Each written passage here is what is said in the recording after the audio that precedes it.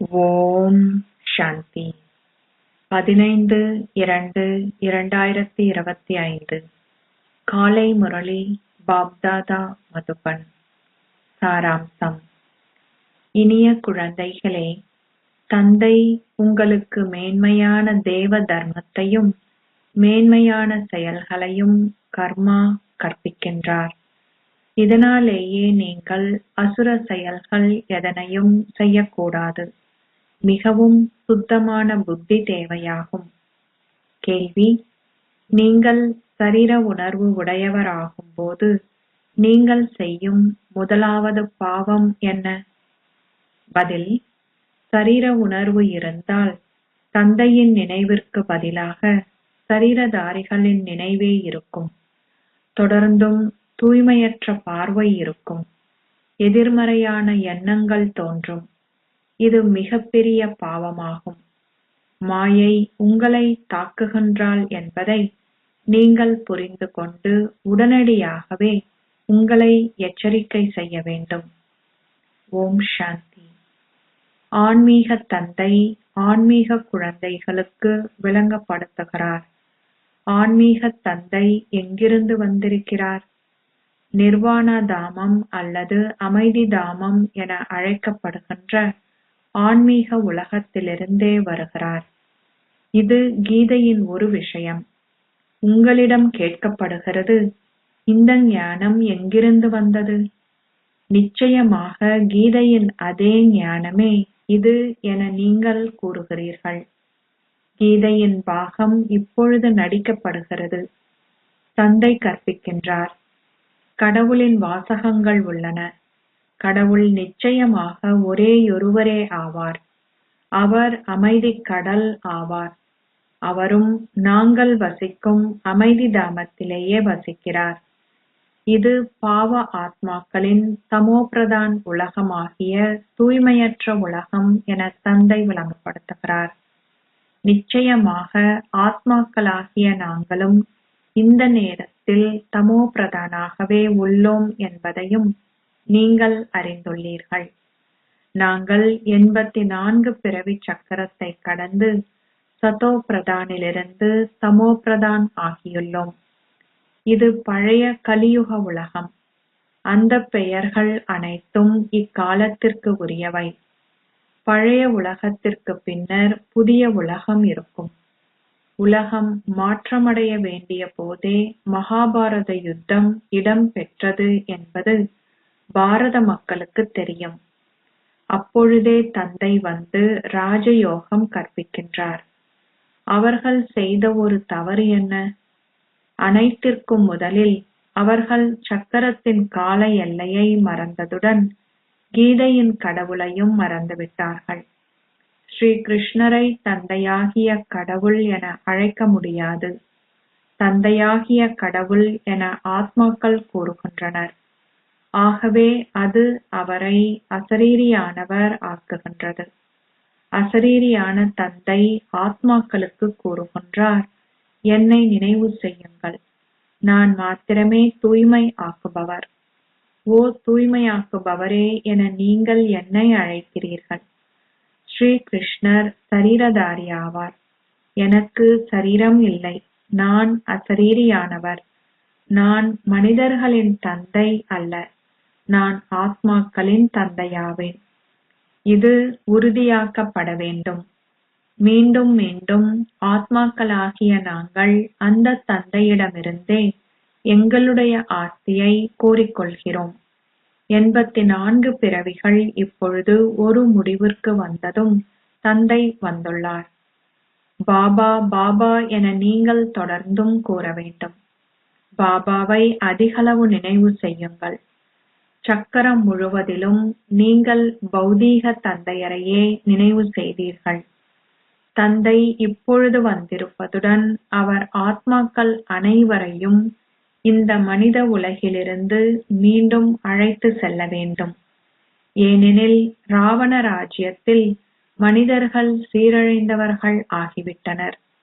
இதனாலேயே நீங்கள் இப்பொழுது தந்தையை நினைவு செய்ய வேண்டும். இப்பொழுது ராவண ராஜ்யமே உள்ளது என்பதை மனிதர்கள் புரிந்து கொள்ள மாட்டார்கள். அவர்கள் ராவணன் என்பதன் அர்த்தத்தையும் புரிந்து கொள்வதில்லை. அவர்கள் தசேராவை கொண்டாடும் சம்பிரதாயத்தை கொண்டுள்ளனர். 10 தலை கொண்ட ராவணனின் கொடும் பாவியை எரித்தல். உங்களில் எவருமே அர்த்தத்தை புரிந்து கொள்ளவில்லை. நீங்கள் மற்றவர்களுக்கு கூறுவதற்காக அதன் புரிந்துணர்வை இப்பொழுது பெற்றுள்ளீர்கள். உங்களால் மற்றவர்களுக்கு விளங்கப்படுத்த முடியவில்லையாயின் நீங்களும் அதனை விளங்கிக் கொள்ளவில்லை என்றே அர்த்தம். தந்தையிடம் உலக சக்கரத்தின் ஞானம் உள்ளது. நாங்கள் அவரது குழந்தைகள். ஆகவே குழந்தைகளாகிய உங்களிடமும் இந்த ஞானம் இருக்க வேண்டும். இது உங்களுடைய கீதை பாடசாலையாகும். அதன் இலக்கு என்ன? லக்ஷ்மி நாராயணன் ஆகுவதே. இது ராஜயோகம். ஓர் ஆணிலிருந்து நாராயணனாகவும் ஒரு பெண்ணிலிருந்து லக்ஷ்மியாகவும் ஆகுவதற்கான ஞானம் இதுவாகும். அந்த மக்கள் அமர்ந்திருந்து கதைகளை கூறுகின்றனர். இங்கு நாங்கள் கற்கின்றோம். தந்தை எங்களுக்கு ராஜயோகம் கற்பிக்கின்றார். அவர் இதனை சக்கரத்தின் சங்கம யுகத்தில் மட்டுமே கற்பிக்கின்றார். தந்தை கூறுகிறார், நான் பழைய உலகை புதிய உலகமாக மாற்றுவதற்கே வந்துள்ளேன். புதிய உலகில் அவர்களது ராஜ்யமே இருந்தது. பழைய உலகில் அவ்வாறில்லை. அது மீண்டும் இடம் பெற வேண்டும். நீங்கள் சக்கரத்தை புரிந்து கொண்டுள்ளீர்கள். முக்கியமான 4 சமயங்கள் உள்ளன. தேவ தர்மம் இப்பொழுது இல்லை. தேவ தர்மமும் தெய்வீகமான செயல்களும் சீரழிந்தவை ஆகிவிட்டன. உங்களுக்கு இப்பொழுது மீண்டும் ஒரு முறை மேன்மையான தேவ தர்மமும் மேன்மையான செயல்களும் கற்பிக்கப்படுகின்றன. ஆகவே நீங்கள் உங்களில் கவனம் செலுத்த வேண்டும். நான் எந்த ஒரு அசுர செயலையும் செய்யவில்லை அல்லவா? மாயையின் காரணமாக எந்த ஒரு தீய எண்ணங்களும் எனது புத்தியில் பிரவேசிக்கவில்லை அல்லவா? நான் தூய்மையற்ற பார்வையை கொண்டிருக்கவில்லைதானே? ஒருவர் தூய்மையற்ற பார்வையை அல்லது எதிர்மறையான எண்ணங்களை கொண்டிருப்பதை நீங்கள் பார்த்தால் நீங்கள் அவரை நேரடியாக எச்சரிக்கை செய்ய வேண்டும். நீங்கள் அவருக்கு வலு சேர்க்கக்கூடாது. நீங்கள் அவரை எச்சரிக்கை செய்ய வேண்டும். மாயையின் தலையீடு காரணமாக இந்த தீய எண்ணங்கள் உங்களிடம் இருக்கின்றன. யோகத்தில் அமர்ந்திருந்து தந்தையை நினைவு செய்வதற்கு பதிலாக எண்ணங்கள் ஒருவரின் சரீரத்தை நோக்கி செல்கின்றனவாயின் அது மாயையின் தாக்குதல் என்றும் அதனால் நீங்கள் பாவத்தை செய்கிறீர்கள் என்றும் நீங்கள் புரிந்து கொள்ள வேண்டும். இதற்கு மிகவும் சுத்தமான புத்தி தேவை. நகைச்சுவையாக பேசுவதனாலும் சத்தமிட்டு சிரிப்பதனாலும் கூட பெரும் சேதம் ஏற்படுகிறது. ஆகவே சதா உங்கள் வாயிலிருந்து எப்பொழுதும் தூய வார்த்தைகளே வெளிவர வேண்டுமே அன்றி தூய்மையற்ற வார்த்தைகள் ஒருபோதும் வெளிவரக்கூடாது. நகைச்சுவைகள், அதாவது பகிடிகள் அல்லது சத்தமிட்டு சிரித்தல் போன்றன கூட இருக்கக்கூடாது. நான் விளையாட்டாக பகிடி கூறினேன் என்று நீங்கள் கூறுவதாக கூட இருக்கக்கூடாது. அதுவும் கூட தீங்கு விளைவிக்கும். விக்கார வாசனை வீசும் நகைச்சுவை பேச்சுக்கள் கூட இருக்கக்கூடாது. மிகவும் எச்சரிக்கையாக இருங்கள். நிர்வாண சாதுக்களின் எண்ணங்கள் விக்காரங்களை நோக்கி செல்வதில்லை என்பதை பற்றி நீங்கள் அறிந்துள்ளீர்கள்.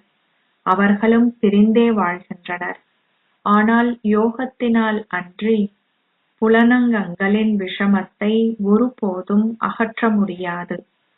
நீங்கள் முழுமையாக யோகத்தில் இல்லாவிட்டால் உங்கள் பார்வை எவர் மீதாவது விழும்போது அங்கே நிச்சயமாக விஷமம் இருக்கும் அளவிற்கு காமம் அத்தகையதொரு எதிரியாகும். ஒருவர் தன்னையே சோதித்து பார்க்க வேண்டும். நீங்கள் தந்தையின் நினைவில் மட்டுமே நிலைத்திருக்க வேண்டும்.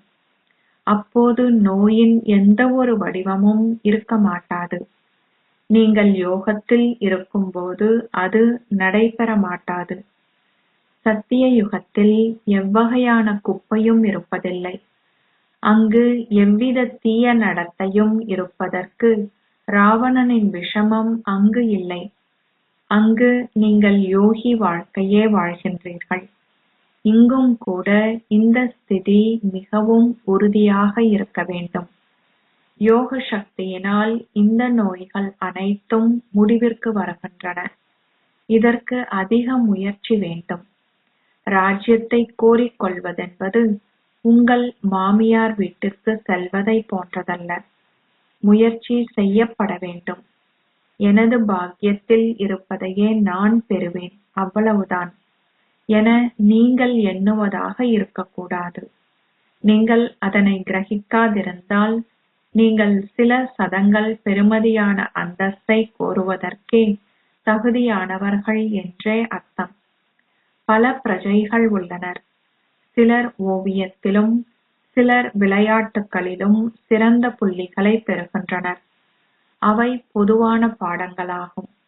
அதேபோல் இங்கும் பாடங்கள் உள்ளன. நீங்கள் எதையாவது பெறுவீர்கள்.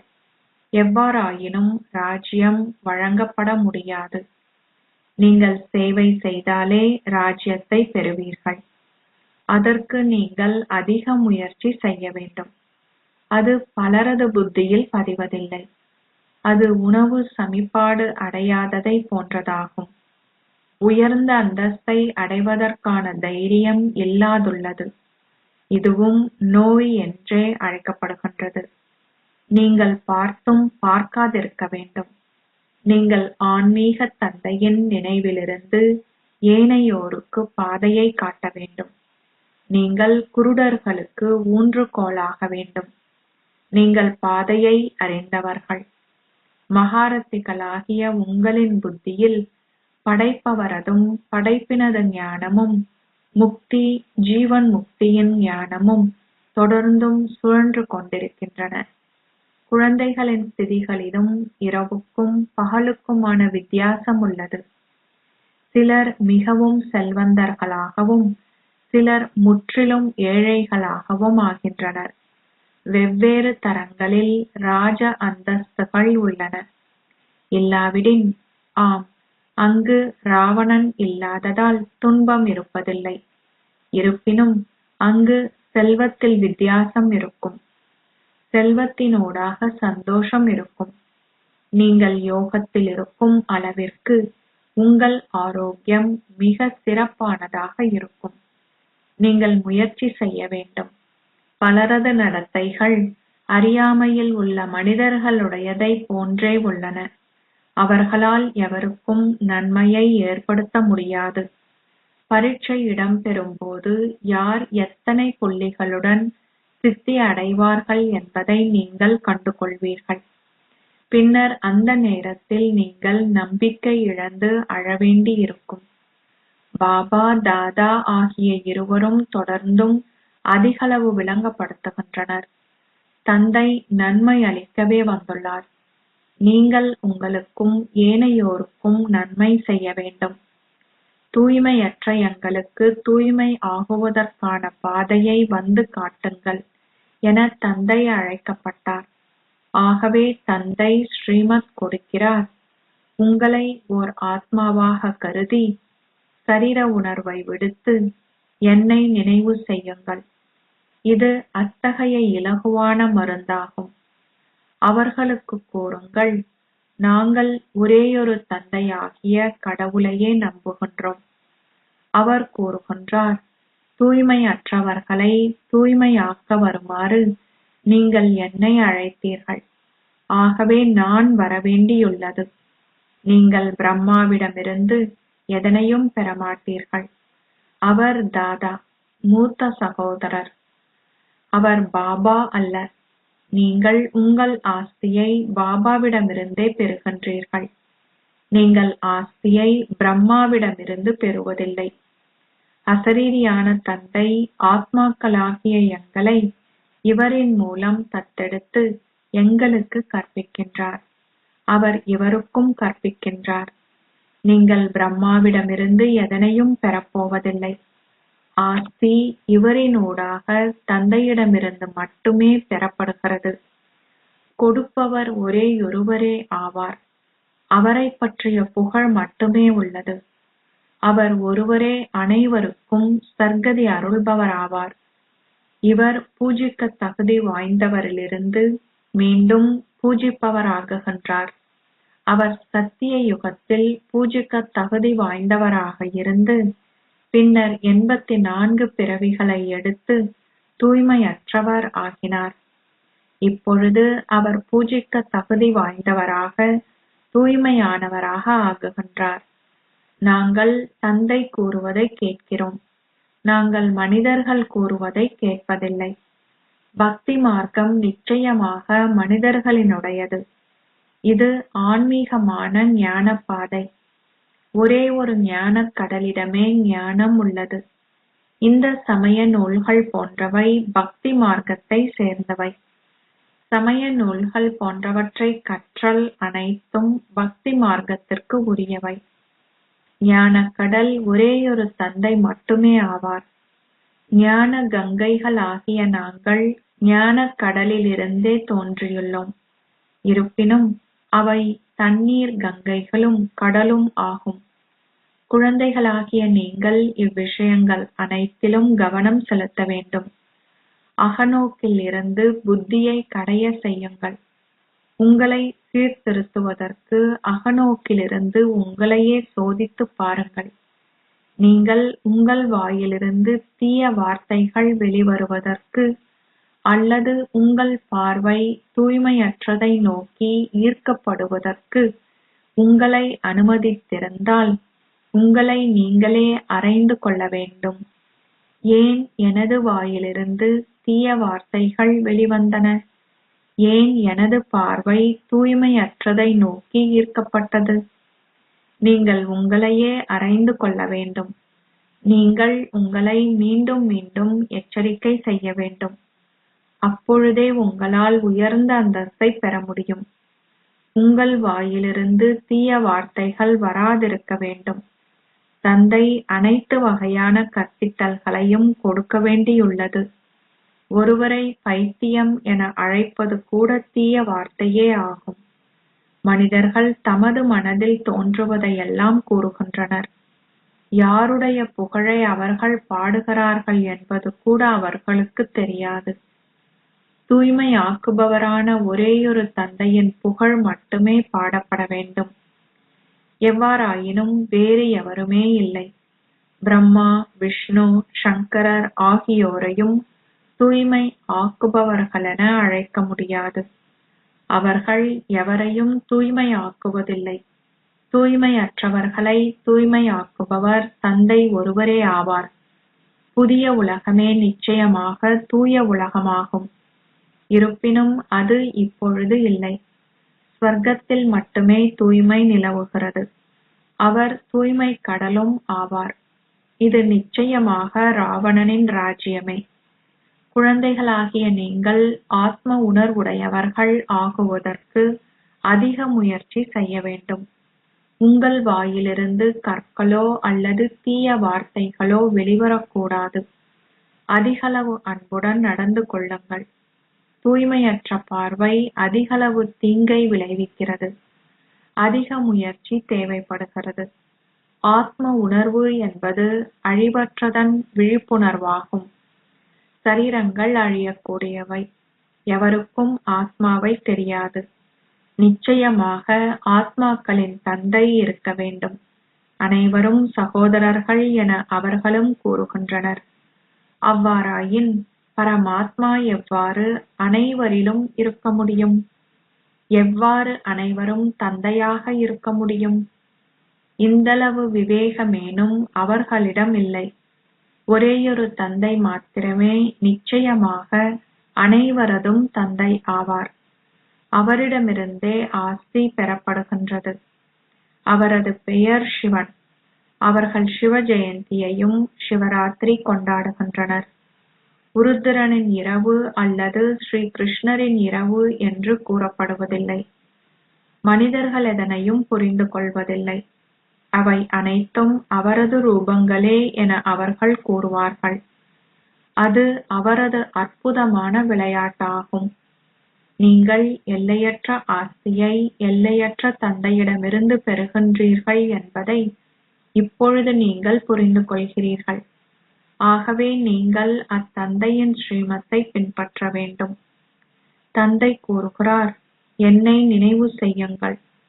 தொழிலாளர்களுக்கும் கற்பித்தல்கள் கொடுக்கப்பட வேண்டும். அதன் மூலம் அவர்களுக்கும் சில நன்மைகள் இருக்கும். எவ்வாறாயினும் உங்களாலேயே நினைவில் நிலைத்திருக்க முடியாமலிருப்பின் உங்களால் மற்றவர்களை எவ்வாறு நினைவில் நிலைத்திருக்க செய்ய முடியும்? ராவணன் உங்களை முற்றாக தூய்மையற்றவர்கள் ஆக்குகிறான். பின்னர் தந்தை வந்து உங்களை தேவதைகளின் உலகவாசிகள் ஆக்குகின்றார். இதுவோர் அற்புதமே. இந்த விஷயங்கள் எவரது புத்தியிலும் இல்லை. அதிமேன்மையானவர்களாகவும் தெய்வீகமானவர்களாகவும் இருந்த லக்ஷ்மியும் நாராயணனும் தூய்மையற்றவர்கள் ஆகுகின்றனர். இதனாலேயே பிரம்மாவின் பகலும் பிரம்மாவின் இரவும் நினைவு கூறப்பட்டுள்ளது. சிவாலயங்களில் உங்களால் அதிக சேவை செய்ய முடியும். தந்தை கூறுகிறார், என்னை நினைவு செய்யுங்கள். வாயில் தோறும் அலைந்து திரிவதை விட்டுவிடுங்கள். இந்த ஞானம் மாத்திரமே அமைதிக்கானது. தந்தையை நினைவு செய்வதனால் நீங்கள் சதோபிரதான் ஆகுவீர்கள். அவ்வளவே. தொடர்ந்தும் இந்த மந்திரத்தை கொடுங்கள். எவராவது ஞானத்தில் உறுதியாகும் வரை அவரிடமிருந்து நீங்கள் பணத்தை ஏற்றுக்கொள்ளக்கூடாது. நீங்கள் தூய்மையாக இருப்பீர்கள் என சத்தியம் செய்யுங்கள்.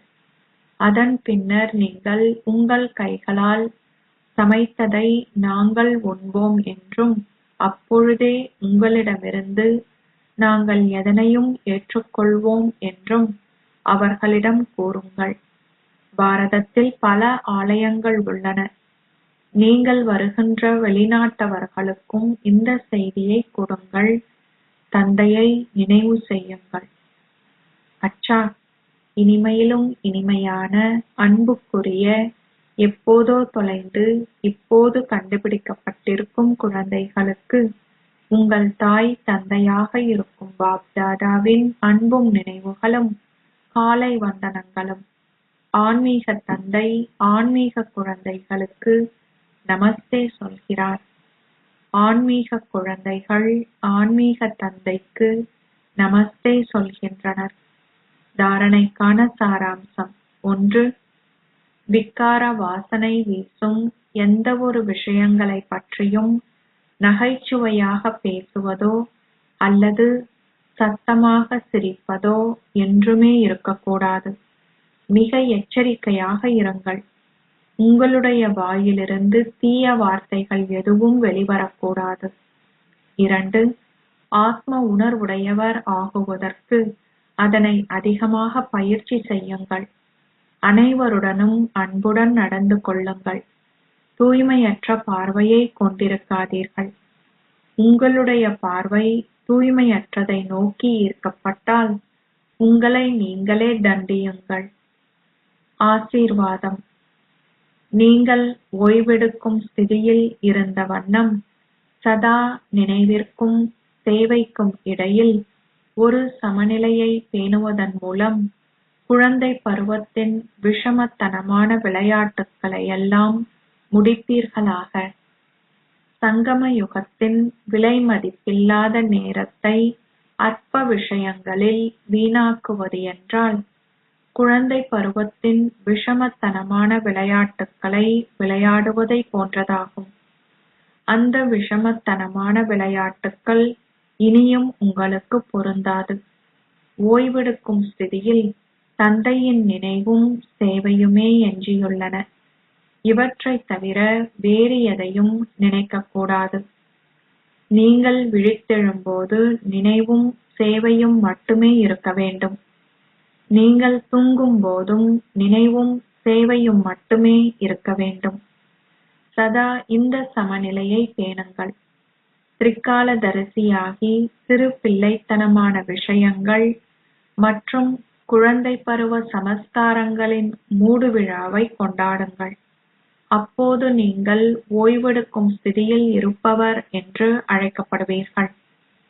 ஸ்லோகம்: சகல பேறுகளாலும் நிறைந்திருக்கும் ஆத்மாவின் அடையாளம் திருப்தியாகும். திருப்தியாக இருந்து மற்றவர்களையும் திருப்திப்படுத்துங்கள். ஏகாந்தத்தின் மீது அன்பு வைத்து ஒற்றுமையையும் ஒருமுகப்படுத்தலையும் கிரகியுங்கள். ஏகாந்தம் பௌதீகமானது, அத்துடன் சூட்சுமமானது. ஏகாந்தத்தின் ஆனந்தத்தை அனுபவம் செய்யுங்கள். அப்போது நீங்கள் புறநோக்கை விரும்ப மாட்டீர்கள். உங்களின் அவ்யக்த ஸ்திதியை அதிகரிப்பதற்கு ஏகாந்தத்தை பேணும் ஆர்வத்தை கொண்டிருங்கள். ஒற்றுமையுடன் கூடவே ஏகாந்தத்தை விரும்புவராகவும் ஆகுங்கள். ஓம் சாந்தி.